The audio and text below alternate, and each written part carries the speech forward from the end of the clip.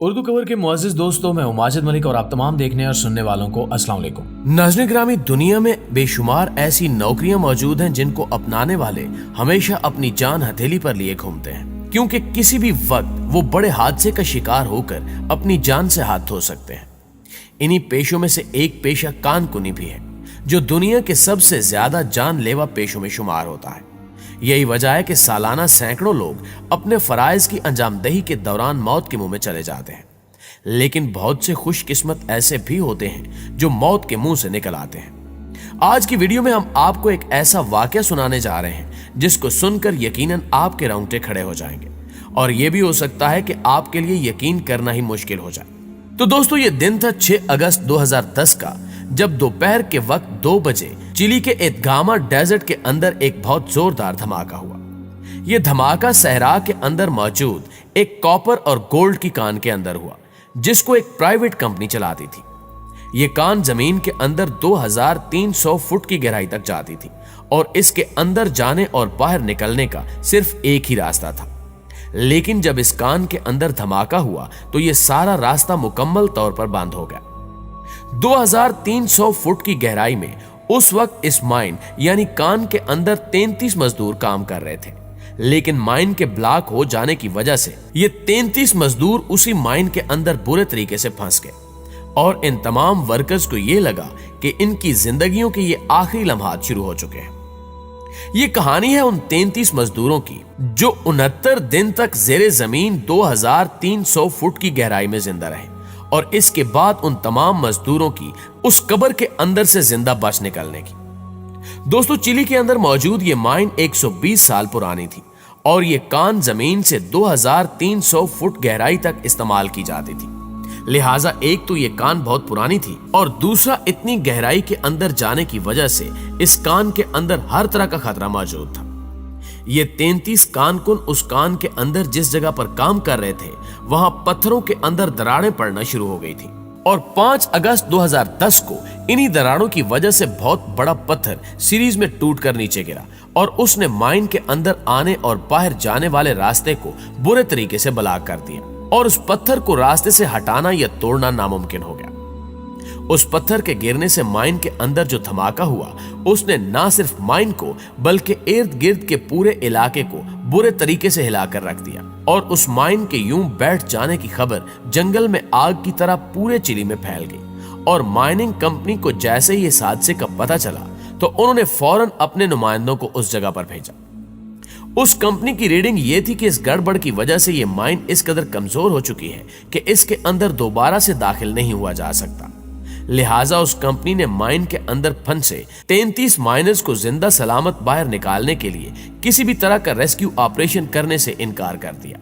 Company کا کسی بھی طرح کا ریسکیو آپریشن کرنے سے اس طرح کا انکار لوگوں کے لیے بہت بڑا جھٹکا تھا۔ لیکن پھر ایک شخص سامنے آیا جس کا نام ہوز ویگا تھا، جو کہ خود ایک ریٹائرڈ کارکن تھا، اور اس وقت اس کا بیٹا ایلکس بھی ان 33 مزدوروں میں شامل تھا جو کان کے اندر اپنی آخری سانسیں لے رہے تھے۔ بیٹے کی محبت میں والد نے اپنی گاڑی پکڑی اور مائن کے اندر چلا گیا، لیکن جب یہ شخص اندر گیا تو اسے پتا چلا کہ مائن کے اندر کی اصل صورتحال کافی خراب ہے۔ لہٰذا یہ دیکھتے ہوئے وہ تھوڑا سا گھبرا بھی گیا، کیونکہ مائن واقعی کافی حد تک کمزور ہو چکی تھی، اور دراڑوں کی وجہ سے چھوٹے سائز کے پتھروں کے گرنے کا سلسلہ ابھی بھی جاری تھا۔ لیکن بیٹے کی محبت میں پاگل وہ ڈرائیو کرتا رہا، حتیٰ کہ اس کی گاڑی اس پتھر کے سامنے آ کر رک گئی جس پتھر کی وجہ سے یہ پوری مائن گر کر تباہ ہونے کے قریب تھی۔ یہ میگا سٹون کسی بھی طرح کا عام پتھر نہیں تھا، بلکہ یہ پتھر ڈائریکٹ مٹیریل کا بنا ہوا تھا۔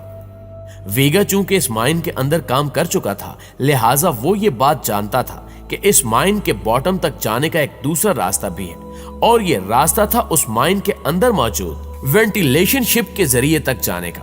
لہٰذا ویگا نے اپنے کچھ ساتھیوں کو تیار کیا، اور یہ تمام لوگ اسی وینٹیلیشن شیپ کے ذریعے اس مائن کے باٹم تک جانے کی تیاریاں کرنے لگے۔ لیکن یہ لوگ جس وقت تیاریاں کر رہے تھے، اسی وقت مائن کے اندر ایک دوسرا زوردار دھماکہ ہوا، جو کہ اس مائن کے اندر دوسرا دھماکہ تھا، اور اس دھماکے کی وجہ سے مائن کے اندر موجود وینٹیلیشن شیپ کا سارا سسٹم کریش ہو گیا۔ لہٰذا اب اس مائن کے اندر کسی بھی انسان کا جانا مکمل طور پر ناممکن ہو چکا تھا۔ इस वाक़े को 24 घंटे गुजर चुके थे और ये वाक़या इस कदर वायरल हो चुका था कि चिली गवर्नमेंट को इस सारे मामले के अंदर कूदना पड़ा और चिली के mining minister loan school site पर पहुंच गए और उनके स्पेशल आर्डर के ऊपर हाई स्पीडिंग मशीन्स को फौरन साइट पर पहुंचा दिया गया। इन मशीन्स को इस्तेमाल करने का मकसद यह था कि माइन के अंदर धंसे हुए 33 लोगों को किसी तरह बाहर निकाला जा सके। इसके बाद इस ऑपरेशन के हेड ने यह फैसला किया कि माइन के 3 मुख्तलिफ हिस्सों के ऊपर 6 इंचेस के 3 होल्स ड्रिल किए जाएं, जिनमें कैमरे डाले जाएं और फिर कान कोनों को ट्रेस आउट किया जाए। लेकिन यहां जमीन के अंदर मौजूद सख्त पत्थरों ने बहुत मसला पैदा कर दिया, जिसकी वजह से टारगेट को हिट करने के चांसेस बहुत कम हो जाते और इस सूरत हाल को देखकर यह कहा जाने लगा कि माइन के अंदर मौजूद अफराद के बचने के चांसेस सिर्फ 1% है। लेकिन फिर भी ड्रिलिंग का काम शुरू कर दिया गया और पहली कोशिश में इस ड्रिलिंग मशीन को 1000 फुट गहराई तक भेजा गया, लेकिन वहां सिर्फ अंधेरा ही अंधेरा था। जिसके बाद दूसरी कोशिश में ड्रिलिंग मशीन को 1500 फुट की गहराई तक भेजा गया, लेकिन यह कोशिश भी नाकाम हो गई। इसके बाद तीसरी कोशिश करने का इरादा किया गया और इस बार ड्रिलिंग मशीन को 2300 फुट की गहराई में भेजा गया, लेकिन बदकिस्मती से इस बार भी इनको नाकामी का मुंह देखना पड़ा। दोस्तों, इन 3 कोशिशों के बाद इस ऑपरेशन के हेड ने इस ऑपरेशन को खत्म करने का ऐलान कर दिया, लेकिन लोगों के सख्त एतराज पर एक और कोशिश करने का फैसला किया गया। लिहाजा एक बार फिर उस ड्रिलिंग मशीन को जमीन के अंदर भेजा गया। इसी दौरान रावल को कुछ आवाजें सुनाई दी, जिनको सुनने के बाद पहले तो उसे लगा कि यह मेरा वहम है, लेकिन जब ड्रिलिंग मशीन को बाहर निकाला गया तो उसके बॉटम पर सुर्ख रंग का पेंट लगा हुआ था और उसके साथ ही एक कागज का टुकड़ा चिपका हुआ था, जिसे खोला गया तो ऊपर लिखा था कि हम तमाम लोग ठीक हैं, लेकिन जल्द अज जल्द हमें यहां से निकाला जाए। उस खत को देखने के बाद वहां मौजूद तमाम लोग अपने प्यारों की खातिर खुशी से रोने लगे और फिर उनको रेस्क्यू करने का काम मजीद तेज कर दिया गया। लेकिन सबसे पहले उस ड्रिलिंग मशीन के साथ कैमरा लगाकर नीचे भेजा गया ताकि लोगों की हालत मालूम की जा सके। लिहाजा जब कैमरे को जमीन के अंदर भेजा गया तो भूख की वजह से उन तमाम कारकुनों की हालत गैर हो चुकी थी और उन्होंने बताया कि हमें 3 दिन हो चुके हैं, हमने ना ही तो कुछ खाया है और ना ही कुछ पिया है। यह सब देखने के बाद फैसला किया गया कि सबसे पहले इनके खाने के लिए कुछ पहुंचाया जाए।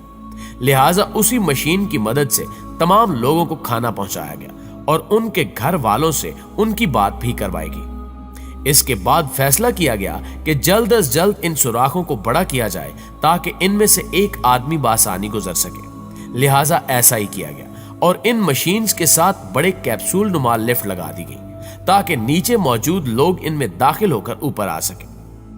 नाज़रीन ग्रामी, इस सारे ऑपरेशन को तकरीबन 69 घंटे गुजर चुके थे और अब वो वक्त आ गया था जब इन मशीनों के साथ लिफ्ट लगाकर इन अफराद को बाहर निकाले जाना था और फिर 1000 कोशिशों के बाद आखिर उस माइन में मौजूद तमाम लोग एक एक करके जिंदा उस माइन से बाहर आए और फिर उस माइन को हमेशा हमेशा के लिए बंद कर दिया गया। जी तो मुअज़्ज़िज़ दोस्तों, ये थी हमारी आज की वीडियो कैसी लगी कमेंट करके हमें जरूर बताइएगा।